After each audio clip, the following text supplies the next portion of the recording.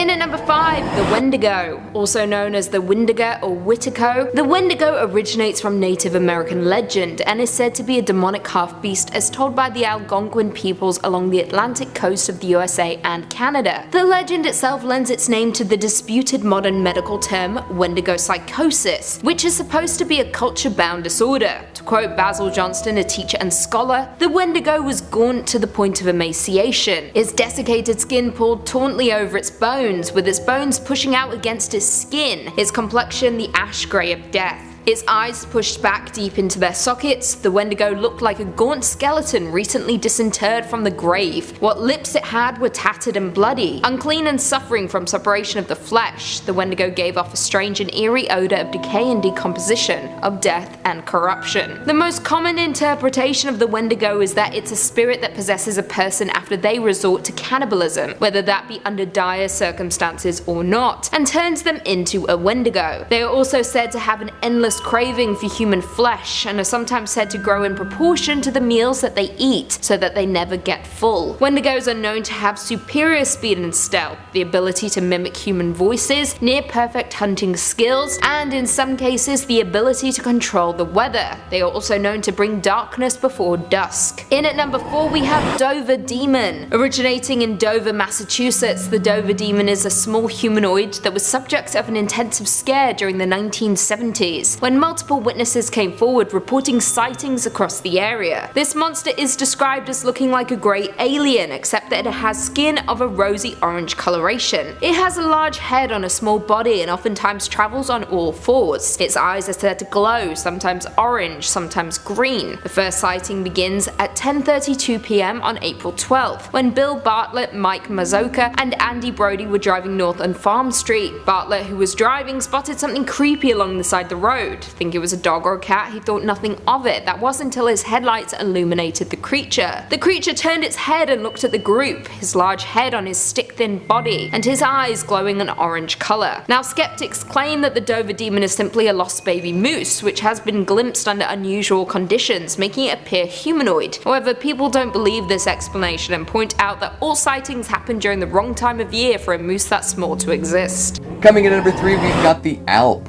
This creature originates in German folklore and can cause you all sorts of terrible problems. Some liken it to a vampire, others to demons like the incubus. It will visit people at night and sit on their bodies, although they don't usually attempt to initiate sexual acts like incubi and succubi. If the person doesn't wake up, the Alp will often hop into their dreams and control what they see. It's not common for them to give people good dreams either. Nope. It's nightmares, end to end. One of the many sleep paralysis demons that exist, the Alp tends to want to cause mischief in as many ways as possible. So it's not necessarily going to kill you or end your suffering anytime soon. It wants to keep the party going.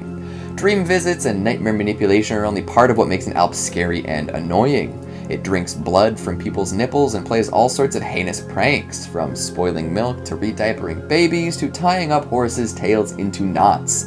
These little gremlins are indeed the worst. And they can shapeshift too, so don't expect to just see a little goblin hopping around. It might be a little trickier than that. Don't count on reading Nilbog backwards to save your butt either. What a bag of fun they are.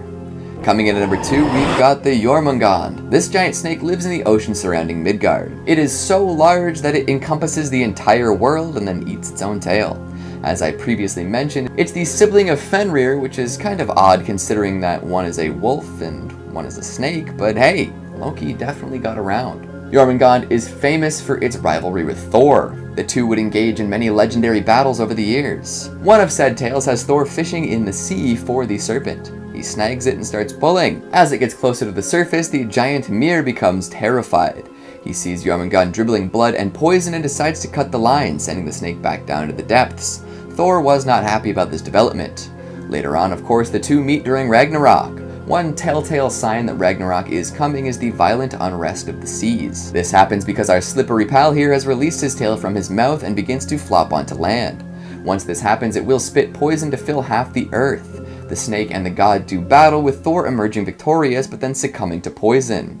Lose, fellas, that's not how we wanted this to go. Another fun fact about this gigantic serpent is that continental Germans used to attribute earthquakes to its movements, which is especially terrifying in context. Imagine you're a German peasant and an earthquake rolls through. Your house, rubble, your wife pancaked, your crops shaken, not stirred. And what explanation do you have? Oh, a snake bigger than anything you could ever imagine. Cool. Good. Glad to know that there's something just slithering around beneath us and could surface at any moment. Definitely not living the rest of my peasant life in crippling fear. And at number 1, we've got Balor. When your people have an eternal, mythological, supernaturally powerful enemy, life can be rough. Dealing with the leader of said eternal, mythological, supernatural group of entities can be really hard, and that's what Balor is. Leader of the Fomorians and a malevolent force beyond comprehension, this enormous eyeball has been described in myths and legends passed down from the first Celtic settlers. This demonic tribe constantly showed up, bringing the deadliest of natural forces along to cause doom and destruction all throughout Ireland. Plenty of battles were fought between these demons and the folks who just wanted to keep existing, but the deadliest of all is Balor. A gigantic fiend with strength beyond measure, Balor was a sight to behold. However, you didn't want to look directly at him. He had an enormous eyeball, rumored to be poisonous, that would turn the tide of any skirmish. It was so big, in fact, that it required a team of servants to manually open and close it. Anyone who he pointed said humongous eyeball at would perish, and this became a keystone weapon in the Fomorian arsenal. For ages, these demons dominated the Celtic settlers, forcing them back and preventing them from truly taking hold of the land. However, there was a prophecy that did not bode well for the demonic tribe. Apparently, his grandson would one day strike him down and dethrone the Fomorians in one decisive blow. This giant eye did everything that it could to prevent this from happening, though. Hiding his daughter away to prevent her from ever bearing children, Balor was careful not to let any grandchildren make it onto the scene. However, a priestess managed to sneak a human hero into her quarters, and this man seduced the woman, resulting in triplets, only one of which survived. And wouldn't you know it, the surviving sibling grew up to be the heroic Lou Lamfada. Lou was an ace with the good old slingshot and managed to get his granddad right in the eye. There's something about slingshots and giant eyeballs in mythology, eh? This bullseye was enough to down the legendary giant, forcing the rest of the Fomorians back into the sea, finally freeing the humans from years of terror. We haven't heard much from them since, so maybe they're waiting for another leader with a power as strong as the poisonous eye. But in the meantime, things seem to be pretty good in Ireland, you know, for now. Swooping in at number 5, we've got the Kamaitachi. You like your limbs, right? You'd rather they didn't fly off in the blink of an eye? Well, then you'd be best to avoid these wind weasels as best you can. Also known as the sickle weasel, the Kamaitachi usually roams around on whirlwinds in groups of 3. Sometimes they're brothers, sometimes even triplets, but the trio aspect is pretty much immovable. These little fuzzy flayers like to run around and cut people's legs off. At the ankles or calves is the usual choice, but you never know. Their method of slicing and dicing is pretty ubiquitous. The first weasel will knock the victim down, the second will come through with a sickle and slice the leg off, then the third and final fellow will run through, sew up the wounds, and put some numbing medicine on the newly stumpified leg. This all happens so fast most folks don't even notice their legs are gone until they're staring up at the clouds. Blink and you'll miss it. At first, the numbing agent makes it so there's no pain, but that will wear off eventually, and then you'll get to deal with the pain of having your legs hacked off and sewn up by a tiny mammal. Coming in at number 4, we've got Kosu-Be. Okay, are you ready for my quick description of this? You sure? Alright, this is an eggplant stealing filth goblin. Doesn't that sound just wonderful? These short, hairy, dirty, humanoid things run around like they own the place and kill a whole bunch of folks as a result. If you see one, you die. And they don't do a very good job of staying out of sight. Hide and seek, this is not. They wander about just waiting for an unfortunate soul to behold them. As they live out their terrible little lives, they also eat all of the eggplants in your garden. Oh, you were gonna make some baba ganoush. Well, too bad. Kosu-Be say, "F your dip-based meals and f you too."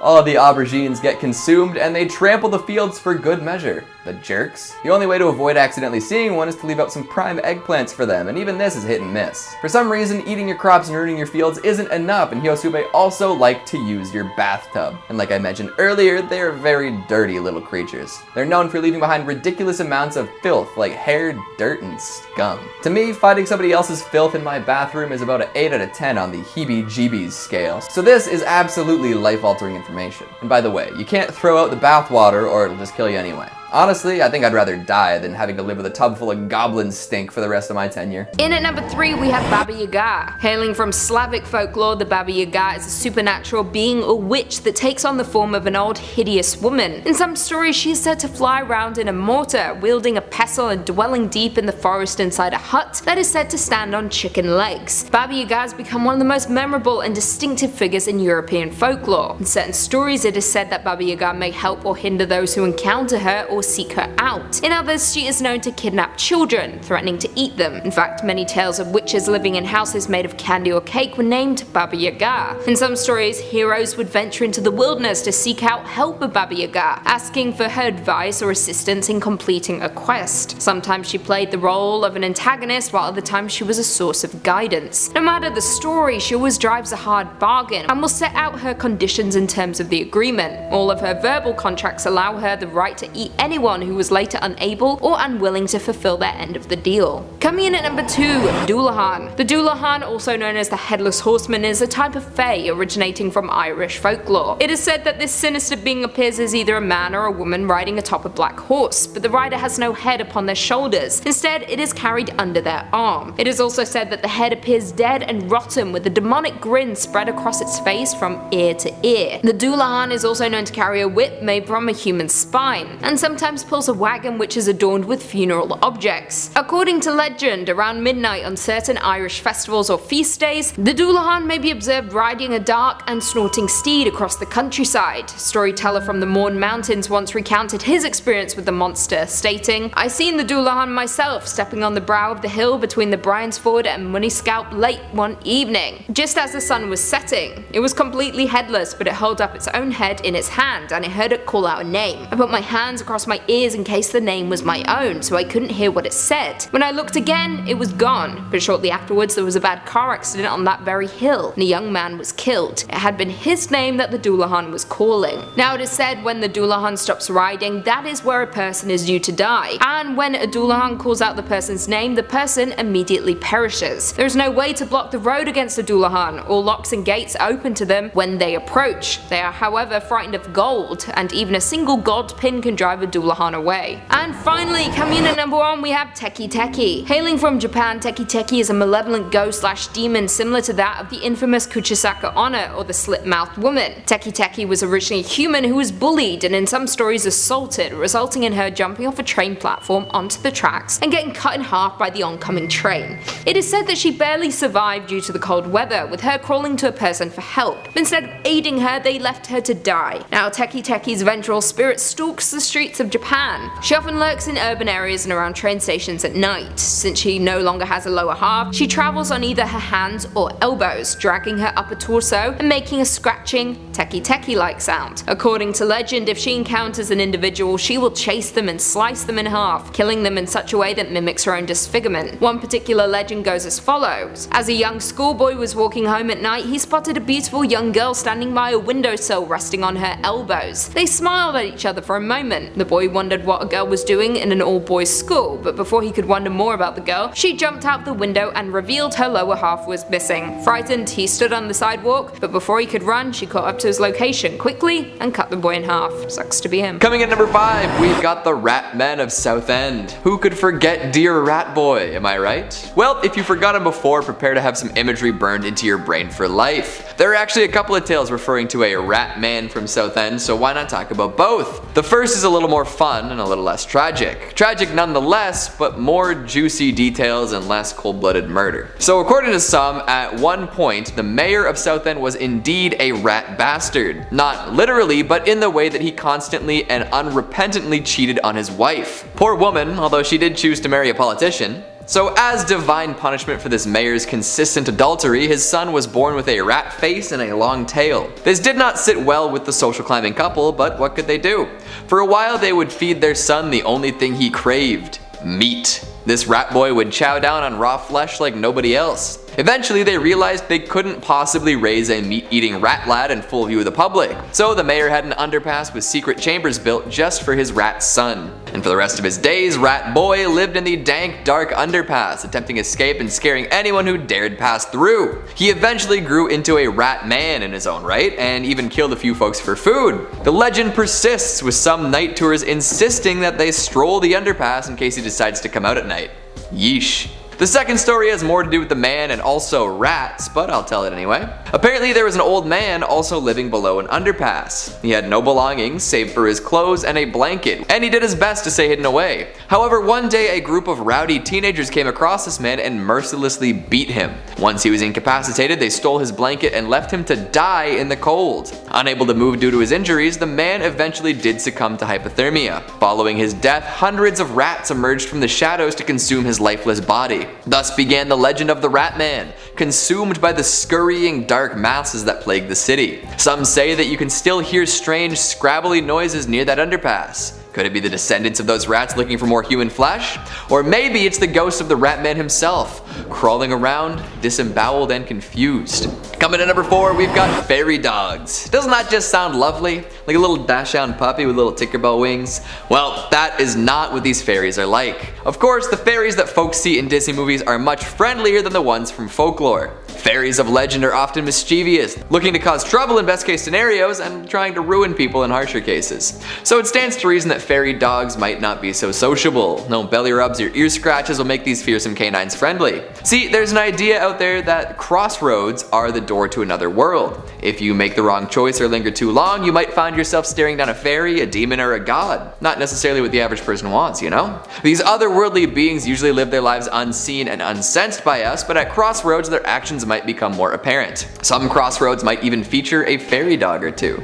These four-legged fiends guard the entrance. They're known for glowing bright green, making sure you don't mistake them for a regular dog. And if you see one, it's best to turn around. They'll bark twice as a warning. Alright, 2, remember that. And don't worry if you think you might miss one of these barks, they're as loud and commanding as they come. But if you do not heed this warning and the dog gets out a third bark, you are doomed. Sure, good things come in threes, just not this time. Hey guys, if you're liking the video so far, make sure to give it a big thumbs up, it really helps us with the algorithm. On with the list. Coming in at number 3, we've got Tsuchigumo. Monsters have been mashed for as long as we can remember, and it's not always a graveyard smash, mind you. Sometimes it's the combination of many real, living creatures to make something extra nightmarish. Manticores, chimeras, ligers. Maybe that last one is real, but I bounce between Napoleon Dynamite and Joe Exotic for opinions on the mystical status of a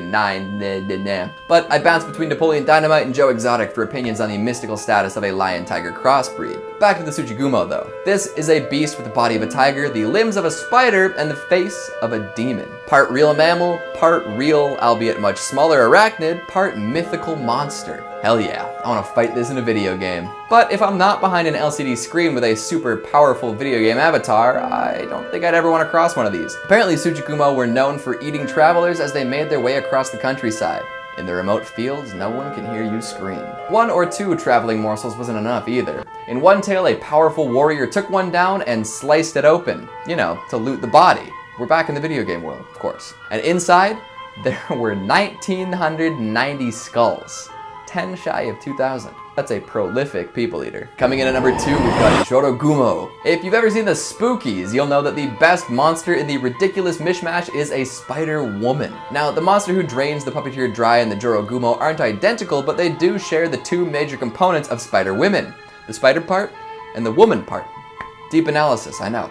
But getting trapped in a sticky web and having all your fluids drained, not fun. In fact, it sounds like a terrible time. For some. I feel like maybe some people might enjoy it. This is why arachnid gals are the worst. The Jorogumo is an ancient creature with depictions dating all the way back to the Edo period in Japan. Its upper half is that of a beautiful woman, while the lower half is hairy spider legs. We've all been there, right? It will lure men to a shack in the middle of nowhere, snare their prey in a web, and then eat them alive. Apparently, when a spider hits year 400, it gains magical transformative powers. I don't know what kinds of spiders usually live that long, but who am I to judge a creature with that much longevity? I probably won't make it till 50. In addition to some Jorogumo using their feminine charm to trap men, there are also versions that will manipulate good folks before devouring them. These spider women will show up with what seems to be a baby, begging for help. Soft-hearted people spring at the opportunity to help this poor mother and end up being torn apart by thousands of freshly hatched spider babies. You ever seen a spider nest ready to burst? Oh no, no, no, no. And finally, at number 1, we've got the Teketeke, a more modern piece of Japanese folklore, but with enough scare factor and staying power to top today's list. This is the tale of a girl who fell on the train tracks and was cut in half by a passing train. Somehow she was left alive and continued to survive even when her torso was completely separated from her legs. The upper half of this poor gal stalks the night, attacking commuters and dooming them to the same fate. Sometimes she'll cut the train goers in half herself, using a sickle of some sorts. Other times she'll just force them onto the tracks so they can experience a train running them over too. One might wonder where the name Teketeke comes from, and like a lot of Japanese folklore, it originates from onomatopoeia. See, this half-person's exposed spine scratches against the pavement and makes a very distinctive sound. And in Japan, that sound is characterized as Teketeke. Yes, she's named after bones being dragged across concrete.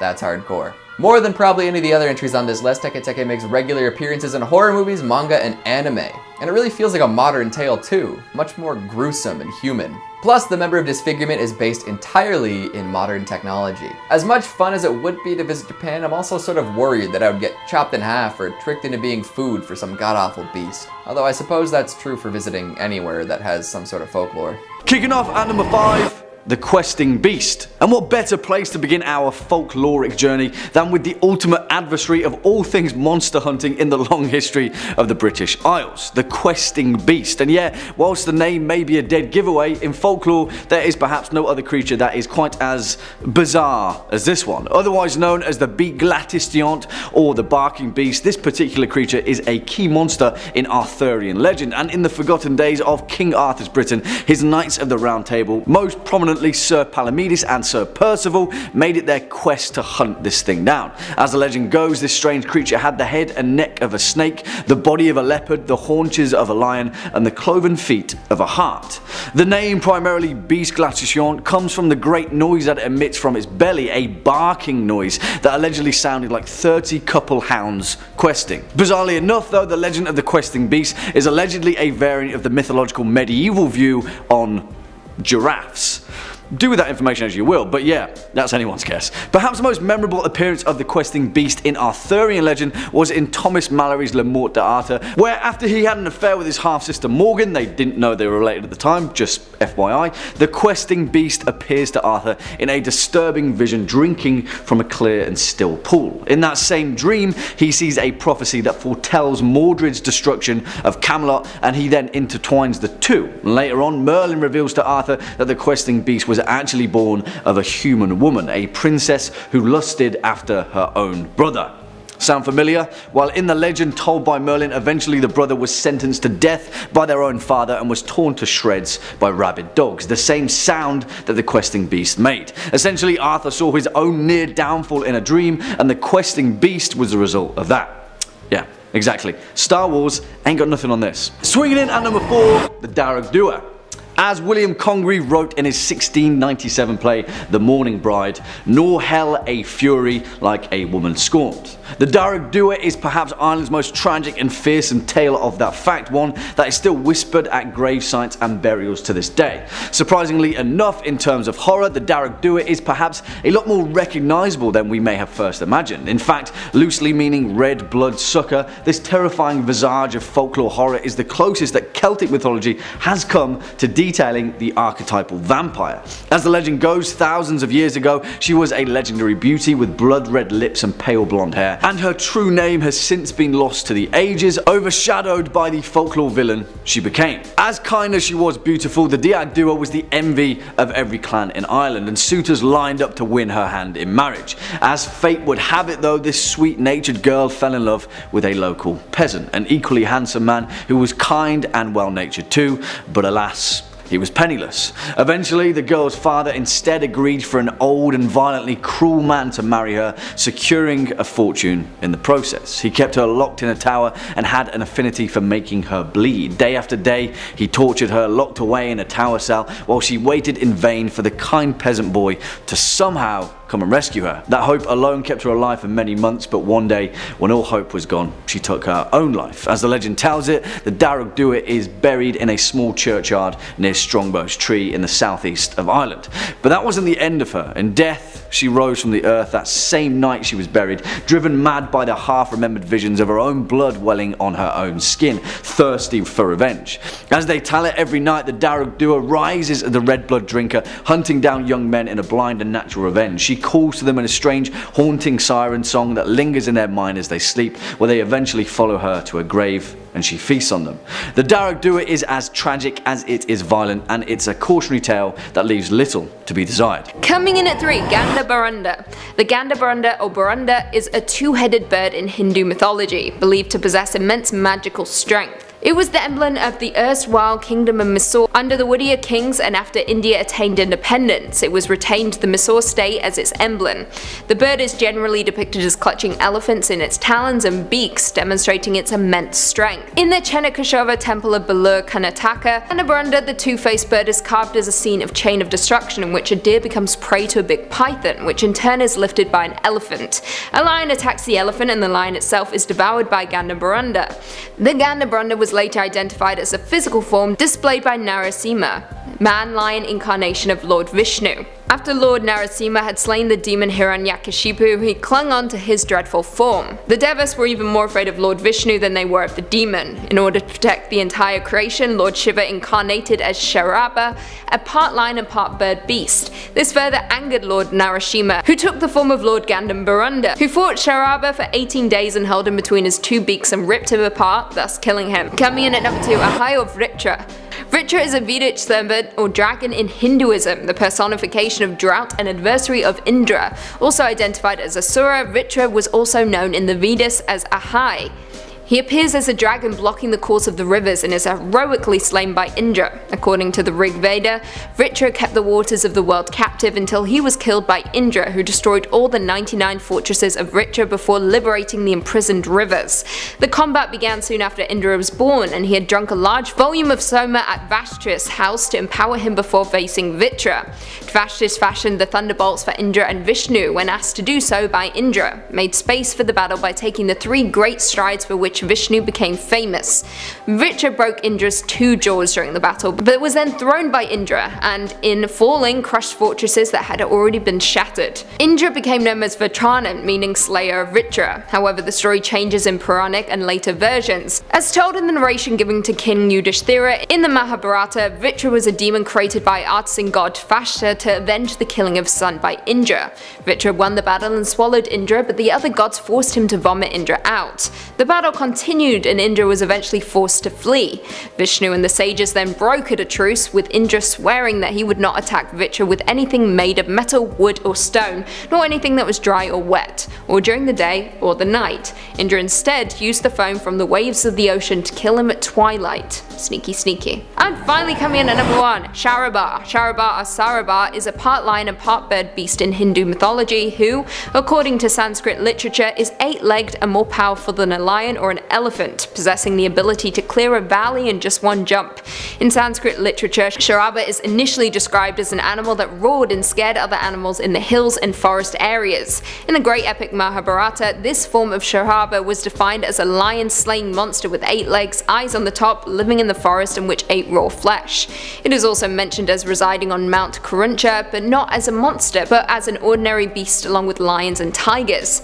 Sharaba appears primarily as the incarnation of Lord Shiva, as a name of a monkey king in the epic Ramayana, also as a proper name of heroes and serpent Najas, and one of the names of god Vishnu as well as Buddha. In Puranic literature, Sharaba is associated with the god Shiva, who incarnates to subdue fierce manifestations of Vishnu. The man-lion form of Vishnu brings about the rivalry between the devotees of Vishnu and those of Shiva.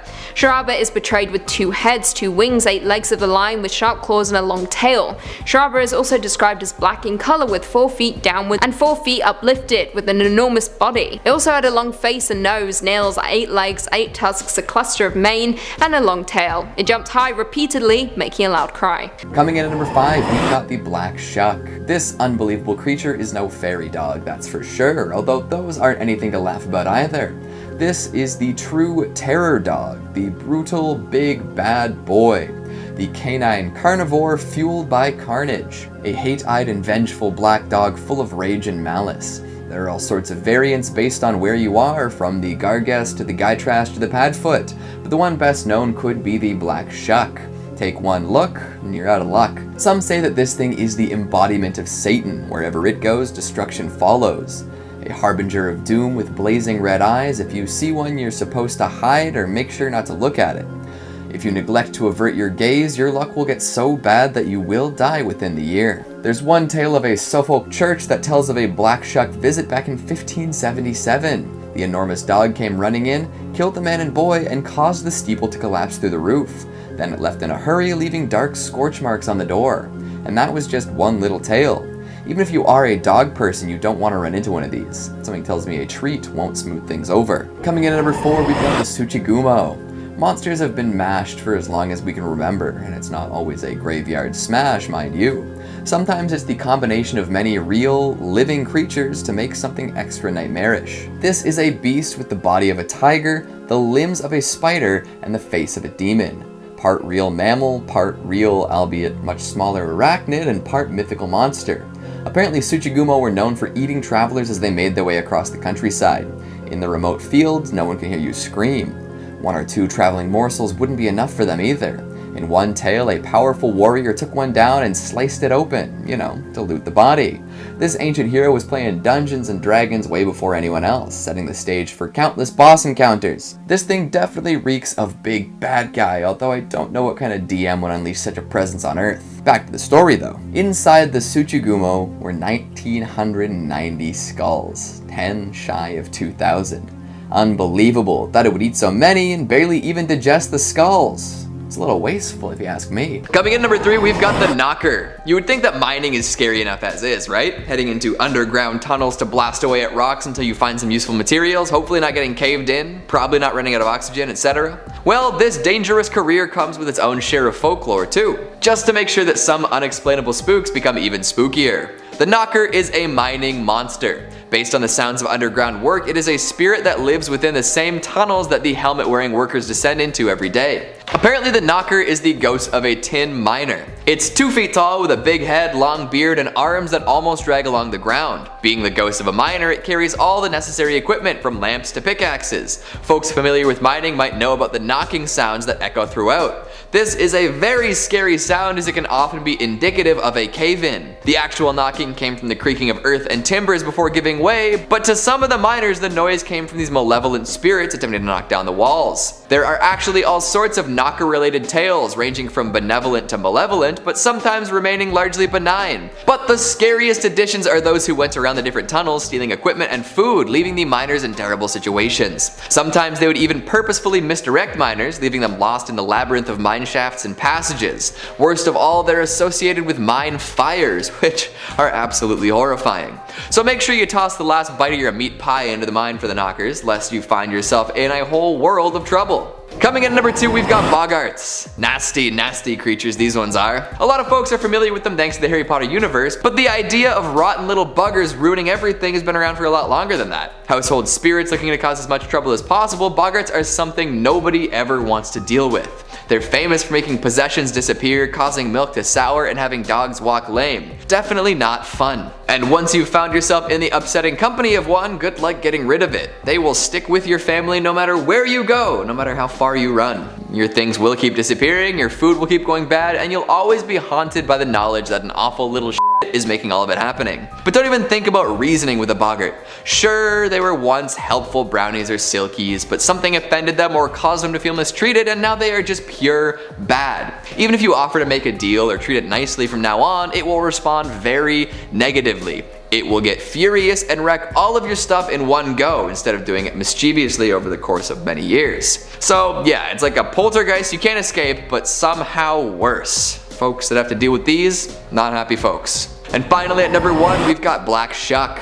We've talked about fairy dogs earlier, but that was just the beginning. This is the true terror dog, the big, brutal bad boy, the canine carnivore fueled by carnage, a hate-eyed and vengeful black dog full of rage and malice. There are all sorts of variants based on where you are, from the Gargess to the Guy Trash to the Padfoot, but the best known is Black Shuck. See it and you are out of luck. This thing is the embodiment of Satan. Wherever it goes, destruction follows. A harbinger of doom with blazing red eyes. If you see one, you are supposed to hide or make sure not to look at it. If you neglect to avert your gaze, your luck will get so bad that you die within the year. Holy smokes, right? There's one tale from a Suffolk church that tells of a Black Shuck visit during 1577. The enormous dog came running in, killed a man and a boy, and caused the steeple to collapse through the roof. It then left in a hurry, leaving dark scorch marks on the door. And that was just one little tale. Even if you're a dog person, you do not want to run into one of these. Something tells me that a treat won't smooth things over. Number 5 on this list is the Jorogumo. So before we get too deep into this entry, I want to start off by saying that I hate spiders. As a kid, they were my worst fear, and I just had like zero love for them at all. And that's what makes the Jorogumo especially terrifying to me. Jorogumo, or terrifying demon creatures who resemble large, dangerous spiders. They have the ability to shapeshift though, and can sometimes appear as beautiful women. Gajinpo says, translated to English, Jorogumo means woman spider. However, the kanji can also mean entangling bride or whore spider. They are cunning and appear as seductive young women. They feed on young men who fall for their tricks, trapping them in their webs and devouring them slowly. There are several stories based on the Jorogumo. In Tonogusa, a young warrior encounters a beautiful woman. Realizing she's a yokai, he strikes her with his sword and she flees to the attic. There, they find a dead spider about 30 centimeters long and surrounded by decaying bodies. In Izu, Joran Falls is home to a Jorogumo. The legend says a woodcutter encountered the spider when she tried to drag him behind the waterfall. He escaped, warning the village to stay away, but an outsider met the Jorogumo. Surprisingly, she let him live as long as he never spoke of it. Unfortunately, the man was the opposite of coy. The story diverges from there, but most virgins end with him entangled in spiderweb and wishing he'd kept his mouth shut. So not only am I not a fan of spiders, but I'm also a young man, literally the exact food that this beast is determined that they like. Also, how the heck am I supposed to know if this nice pretty lady just wants to go out for coffee with me or put me in her web and eat me? The legend is thought to make people question their choice in partners more, but if it's actually true, then be very careful of the Jorogumo. Number 4 on this list is the Nurikabe. Nurikabe is super interesting and very different from a lot of other entries that we have on this list. I suppose that's because, in all honesty, these Nurikabe are a bit more derpy than they are scary. However, if you underestimate them or don't treat them as a threat, then that's where you're going to run into problems. The name Nurikabe translates to plaster wall, and that's a very good description of what these creatures actually are. These creatures are said to manifest as a big wall that blocks the way of travelers, an invisible obstacle that will appear to foreigners and send them in weird directions. They're so tall that you can't climb over them, and you won't be able to go around them. You'll be forced to change your direction. This is the extent to what the Nurikabe will do. They aren't going to hunt you down and kill you. They're not going to cause natural disasters or curse you or anything like that. They'll just block your path. And even though this doesn't seem like a big deal, well, it kind of is. The amount of stories that people have had about getting dangerously lost out in the middle of nowhere due to these things is insane.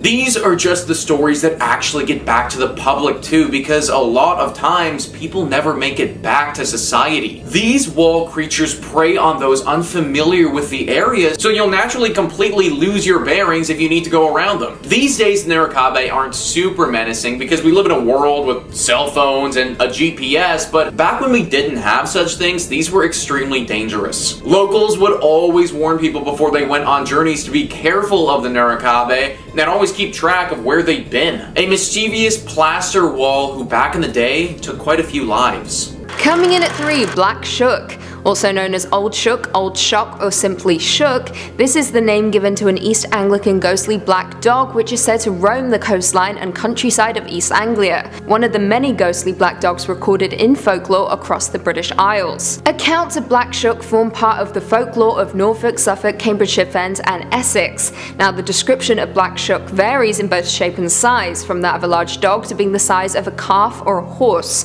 To quote W.A. Dutt in his 1901 Highways and Byways in East Anglia, he takes the form of a huge black dog and prowls along dark lanes and lonesome field footpaths where, although his howling makes the hearer's blood run cold, his footfalls make no sound. You may know him at once, should you see him, by his fiery eyes. He has but one, and that, like the Cyclops, is in the middle of his head. But such an encounter might bring you the worst of luck. It is even said that to meet him is to be warned that your death will occur before the end of the year. So you will do well to shut your eyes if you hear him howling. Shut them even if you are uncertain whether it is the dog fiend or the voice of the wind you hear. Should you never set eyes on our Norfolk Snarlio, you may perhaps doubt his existence and, like other learned folks, tell us that his story is nothing but the old Scandinavian myth of the Black Hound of Odin, brought to us by the Vikings who long ago settled down on the Norfolk coast. Coming in at 2, Jenny Greenteeth. Jenny Greenteeth, also known as the Wicked Jenny, is a river hag similar to Peg Powler or Grindy Low. She would pull children or the elderly into the water and drown them. The name is also used to describe pondweed or duckweed, which can form a continuous mat over the surface of a small body of water, making it misleading and potentially treacherous, especially to unwary children. Now, Jenny Greenteeth was often described as green-skinned with long hair and sharp teeth. She is called Ginny Greenteeth in Lancashire and North Staffordshire, but in Cheshire and Shropshire she is called Wicked Jenny, Ginny Greenteeth, or Jeannie Greenteeth. She is sometimes described as lurking in the upper branches of trees at night, although this may be a folklorist confusion. She became so infamous around Britain that she inspired a slew of characters in pop culture. Jenny inspired the lake monster Meg Mucklebones in the 1985 Ridley Scott fantasy film Legend. She is also the title character in a book of short stories, Jenny Greenteeth and Other Short Stories. She is also the main subject of a poem Welsh Maiden by Joel Hayway. She also appears in a number of Dungeons & Dragons adventure modules, including DDEX01 Tales Treat Hell, DDAL0401 Suits of the Mist, DDAL0406 The Ghost, and DDAL0414 The Dark Lord. And finally, coming in at number 1, Beast of Bodmin Moor. In British folklore, the Beast of Bodmin Moor, also known as the Beast of Bodmin, is a phantom wildcat purported to live in Cornwall, England, United Kingdom. The location became a centre for sightings after 1978, with occasional reports of mutilated slain livestock. The alleged panther-like cats of the same region came to be popularly known as the Beast of Bodmin Moor. One hypothesis suggests the possibility that alien big cats were at large in the United Kingdom and could have been imported as part of private collections of zoos, later escaped or were even set free. An escaped cat would not have been reported to the authorities due to the illegality of owning and importing the animals. During one occasion, a boy was walking by the River Fowey when he discovered a large cat skull measuring about 4 inches long by 7 inches wide. The skull was lacking its lower jaw but possessed 2 sharp, prominent canines that suggested it might have been a leopard. The story, of course, hit the national press before it was sent to the Natural History Museum in London. Now, in general, scientists reject such claims because of the improbably large numbers necessary to maintain a breeding population, and because climate and food supply issues would make such purported creatures' survival in reported habitats very unlikely. Coming in at 5, Garuda. Garuda is a legendary bird or bird-like creature in Hindu, Buddhist, and Jain mythology. He is variously the vehicle mount of the Hindu god Vishnu, a Dharma protector and Astasena in Buddhism, and the yaksha of the Jain Tirthankara Shantinatha. It is described as a kind of bird and a kite-like figure. He is shown either in zoomorphic form or in anthropomorphic form. Garuda is generally a protector with power to swiftly go anywhere, ever watchful, and an enemy of the serpent.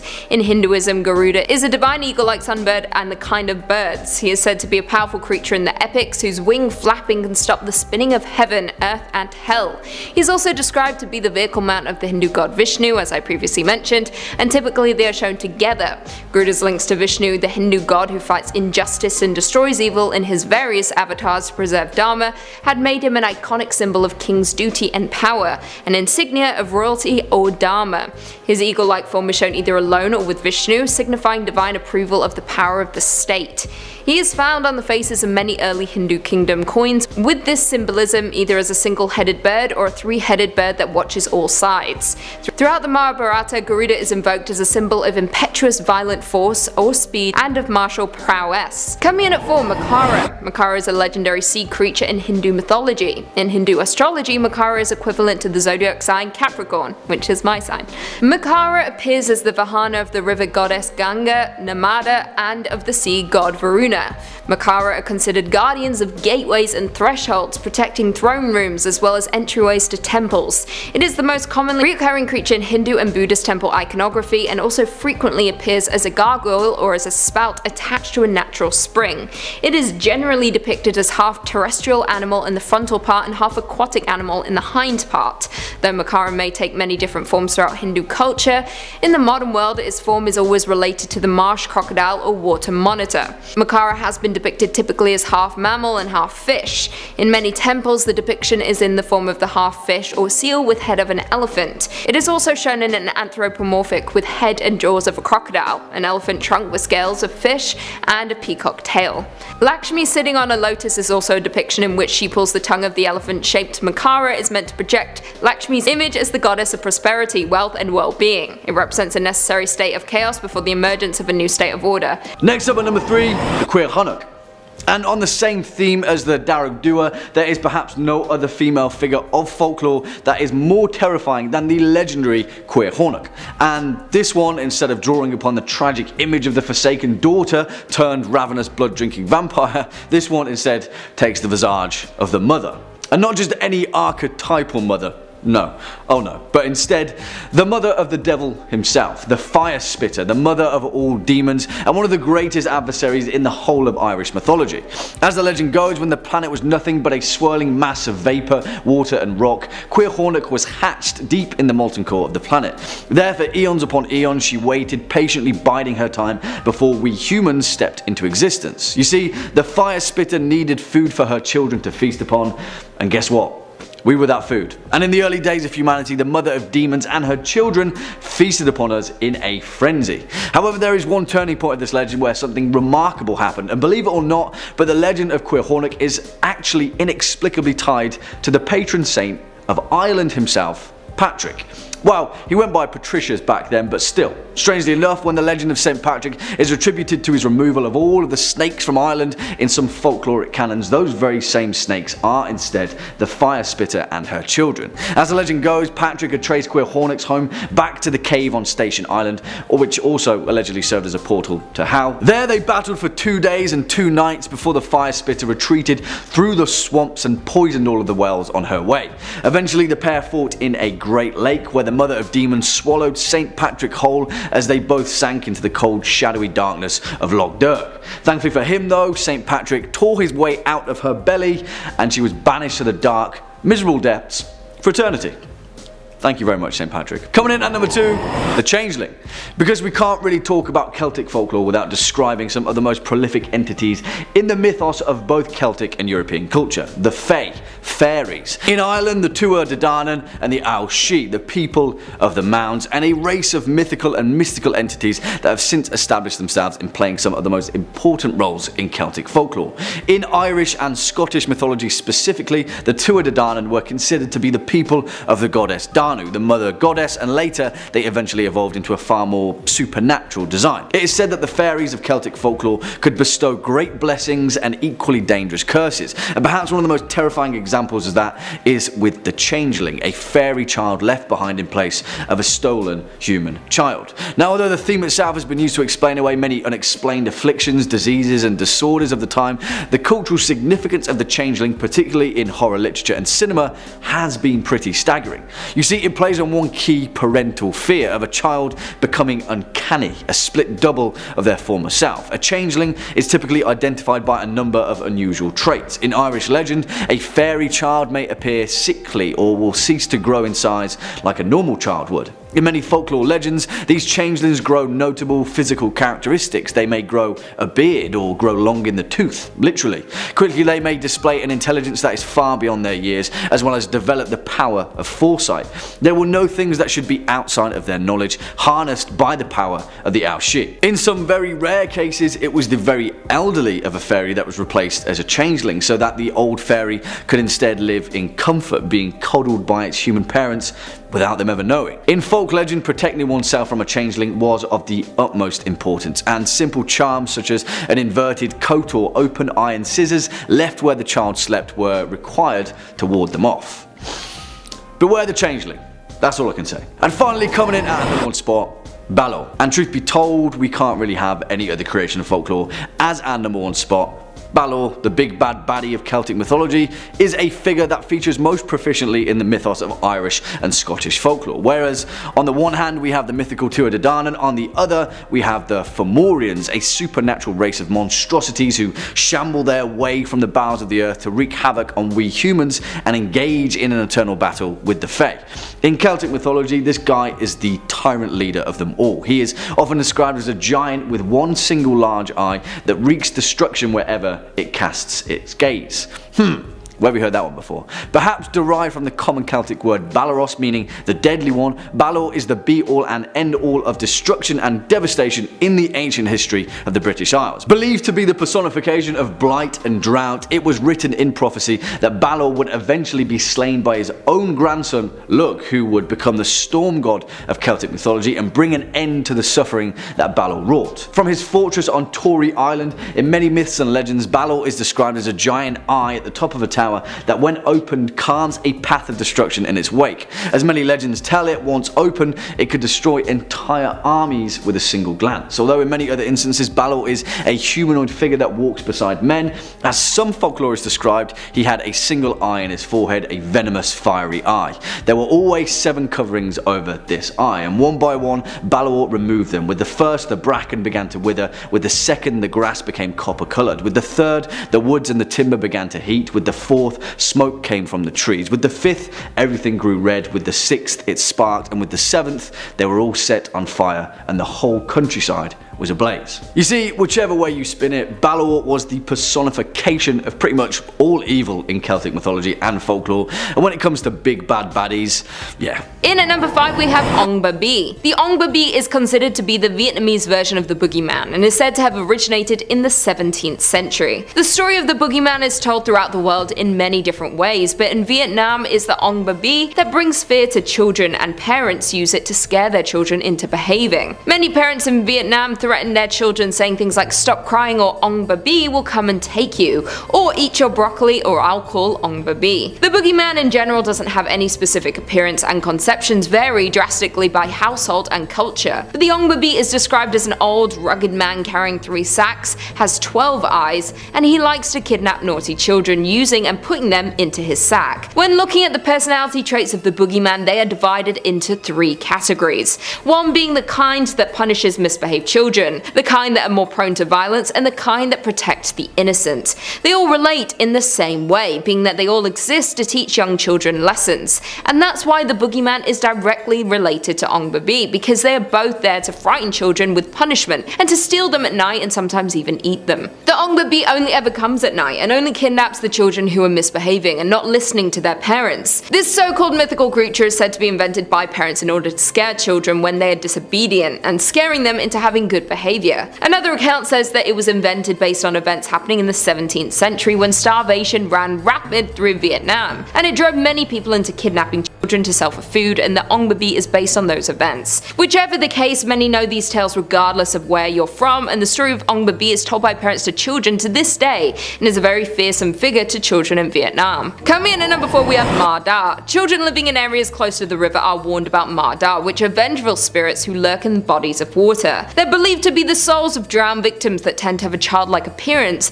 and they manifest as bloated corpses with weeds for hair. It's believed these souls died in torment and they cannot find peace peace and can only be reincarnated if there is another to take their place. The Ma-Dai roam in lakes and rivers waiting to drag down unsuspecting swimmers, but it's believed that this is most likely made up to warn children to not go swimming unsupervised because many fatal water-related accidents are very common in Vietnam. Many happenings and stories of the Ma-Dai come from the infamous Tu Lich, otherwise known as the Cursed River. Back in September 2001, while working to take out some of the excessive mud and trash buildup in the river, a construction team uncovered several wooden piles arranged in a strange formation, including ceramic relics, metal utensils, and even bones from human skeletons. The odd occurrence even made headlines on many different newspapers at the time but had eventually died down. Several years later in 2007, the happenings came up again when Mr. Nijin Hung Kwang, the leader of the construction team, recounting many misfortunes that had happened to him and others who were related to the project since 2001. Some of the things that happened to these men included experiencing nightmares in which they were haunted by ghosts, feelings of being drowned, as well as health issues such as epileptic seizures and other accidents happening to the men's families. Mr. Nunjian even invited a monk to perform a ritual to lift the curse on the river, but the attempt was unsuccessful, and the monk died shortly after visiting. Number 3 on this list is the Kappa. Kappa are gross little creatures that can be very tricky and menacing. Gajanpaw says this small human-like creature has a shell like a turtle, green scaly skin, and a plate on its head that must be filled with water at all times to stay alive. They live in Japan's rivers, lakes, and other waterways. In Shintoism, Kappa are respected as gods of water, and statues of them can be sometimes found at shrines around Japan. Kappa quirks include having an affinity for cucumbers and never breaking a promise. In the urban legend version, a more menacing Kappa loves to pull lost children and animals into the water to drown and eat. They still like to eat cucumbers, but also raw human intestines. Cucumbers! Cool, love it. Human intestines, not so cool, don't love it. For any of our Pokemon fans out there, these little guys remind me a lot of the Pokemon Lombre, which would be really cute if they weren't trying to steal our children and animals and then also devour them. Now, it's unclear if these Kappa ever were humans at one point or if they're just a mythical animal. A lot of their characteristics are similar to humans, so it wouldn't surprise me if somehow these creatures evolved from humans or maybe devolved in this case. Either way, human or not, these beasts may look cute on the outside, but they're not to be trifled with. Keep your kids and your pets close if you intend to take a stroll by some Japanese rivers anytime soon. Number 2 on this list is the Onro. Onro are not the sort of spirits that you want to be bringing to some sort of social gathering. Not only because they are super dangerous and could literally kill you, but honestly, they're just a major buzzkill. The word Onryo translates to vengeful spirit or wrathful spirit, and in folklore and legend, that's pretty much exactly what they are. Vengeful spirits who have returned to the world of the living with the goal of causing harm to those who wronged them when they were living. These spirits have the power to manipulate things in our physical world, and I'm not just talking about opening a door or something small like that. They can fully change the weather and cause natural disasters to hit entire cities. This is extremely scary because if an entire city, let's say, wronged this spirit while they were alive, then they're going to exact their revenge on that entire city. Now, a lot of times these spirits are portrayed as women with jet black hair and a very pale and almost deathly complexion. It doesn't have to be women though. That's just simply how the media has shown them to be up until this point. A male Onryo could be just as likely if that spirit is holding on to some serious trauma from their life in the living. Usually people who have been murdered or had their entire lives ruined due to the selfishness of others will become Onryo. It's a lesson to all people that are living to be kind to those around you, not only just because that it's the right thing to do, but also because having an Onryo come after you isn't the best idea. And number 1 on this list is the Gashadokuro. So this mythical being is really not something that you'd want to run into. Gajanpaw writes, the poor unfortunate bones of those who perished on the battlefield turn into the Gashadokuro. These yokai form in places where masses of normal skeletons lie, such as in villages after famine or disease has wiped out the population. Because they died without a proper burial or funeral rites, the souls and bones come together and create one giant skeleton 15 times the size of an average person. The skeleton specters feed on lone travelers, biting their heads off, feasting on their bones, and drinking their blood. Dracula style, guys. It's like some sort of boss from Castlevania. And it truly does feel like a boss in a video game or television show. A 15-foot tall giant skeleton that's been made from the dead bodies of the soldiers who perished here. Like, really think about how horribly terrifying a creature like this would be. You would also have no possible chance of winning in a battle against it, because how can you kill something that's already dead? Yokai says the earliest record of a Gashadokuro goes back over 1,000 years to a bloody rebellion against the central government by a samurai named Tera no Masakado. His daughter Takayashi Hime was a famous sorceress. When Masako was eventually killed for his revolt, his daughter continued his cause. Using her black magic, she summoned a great skeleton from the bodies of dead soldiers to attack the city of Kyoto. If this beast of a creature can take on an entire city by itself, then I definitely don't want to be running into it by my lonesome. Coming in at 5, Black Annis. Black Annis, also known as Black Agnes or Black Anna, is a boogeyman figure in English folklore. She is imagined as a blue-faced hag or witch with iron claws and a taste for human flesh, especially children. It is said that she haunts the countryside of Leicestershire, living in a cave in the Dane Hills with a great oak tree at the entrance. At night she is known to venture out looking for unsuspecting children and lambs to eat, then tanning their skin by hanging them on a tree before wearing them around her waist. Legend goes that she used her iron claws to dig her cave out of the side of a sandstone cliff, making herself a home there, which is now referred to as Black Annis Bower Close. This legend actually led to parents warning their children that Black Annis would come and get them if they did not behave. She was also known to hide in the branches of her oak tree, waiting to leap upon unsuspecting prey. Now, in other traditions, it is said that Black Annis would grind her teeth, which folks would hear, giving them time to bolt their doors and keep away from the window. Otherwise, she would reach in and snatch them. It is also said that cottages in Leicestershire were built with small windows to deter Black Annis. She could only reach one arm inside. Coming in at 4, Changeling. A changeling is a human-like creature found in folklore throughout Europe, particularly British folklore. It was believed that a changeling was a fairy child that had been left in place of a human child stolen by the fairies. A changeling is typically identifiable via a number of traits. A fairy child may appear sickly and won't grow in size like a normal child, and may have notable physical characteristics such as a beard or long teeth. Now, to quote D.L. Ashelman, a human child might be taken due to many factors: to act as a servant, the love of a human child, or malice. Most often it was thought that fairies exchanged the children. In rare cases, the very elderly of the fairy people would be exchanged in the place of a human baby, so that the old fairy could live in comfort being coddled by its human parents. Simple charms such as an inverted coat or open iron scissors left where the child sleeps were thought to ward them off. Other measures included a constant watch over the child. Now, in the Anglo-Scottish border region, it was believed that elves or fairies lived in elf hills or fairy hills. Along with this belief in supernatural beings was the view that they could spirit away children and even adults and take them back to their own world.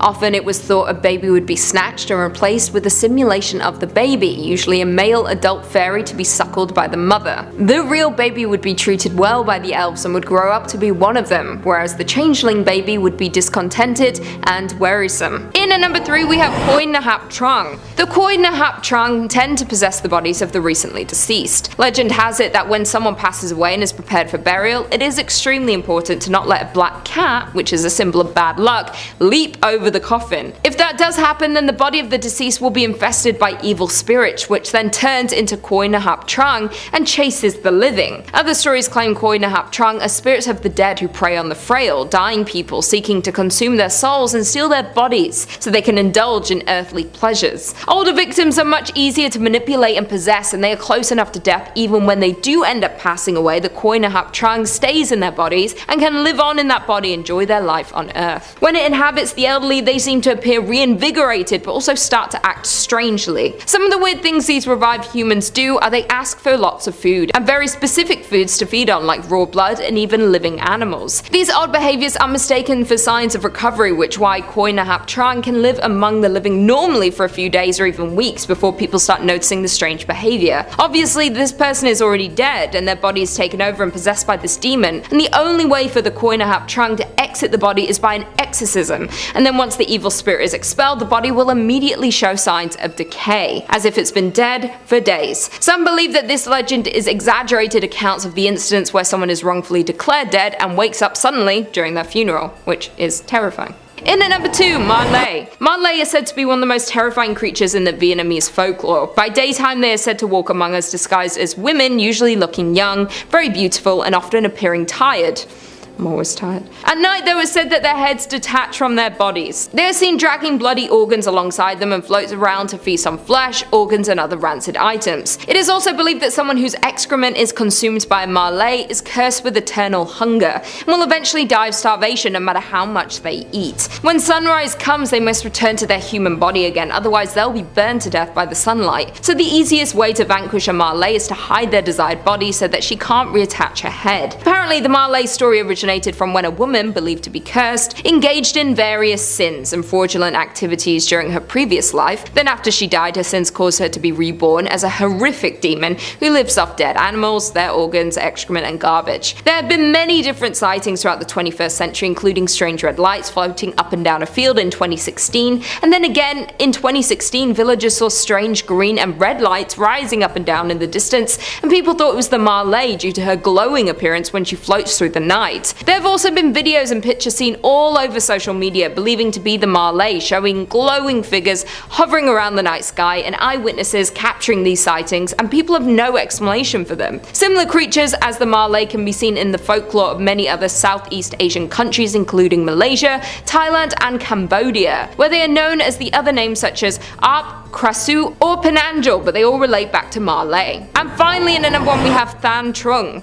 The Than Trung are evil spirits who torture the souls of the dead. These spirits usually appear as either massive black birds with blood-red beaks, or they have massive bird-shaped heads with human-like bodies and glowing red eyes. They also have large wings which help them fly, and they stay close to cemeteries and sit on mountain peaks to have a better view to seek out the next prey, and are able to see who is being buried at each cemetery. They often appear after someone passes away and is newly buried, and they show up next to the new grave. It is said that they torture the newly dead people's souls for information about their living relatives, then the Than Trung hunts down their relatives and reap the souls of those living people, leading to several family members dying within a short period of one another. Apparently, the Than Trung must get to the newly buried person within 49 days or they cannot summon their soul. There is even a horror game that came out called The Death Than Trung, which is based off the folklore and was created and developed by Dong Si and some member of Team Dut in 2021. The game is a first-person psychological horror adventure game that is highly inspired by the demon folklore. The game revolves around the story of a young man who was stuck in an endless nightmare at his inn, and the black and red are the main color tones in the game. It takes place in the city of Hanoi in 2021 and heavily involves the Than Trung and their reign of terror.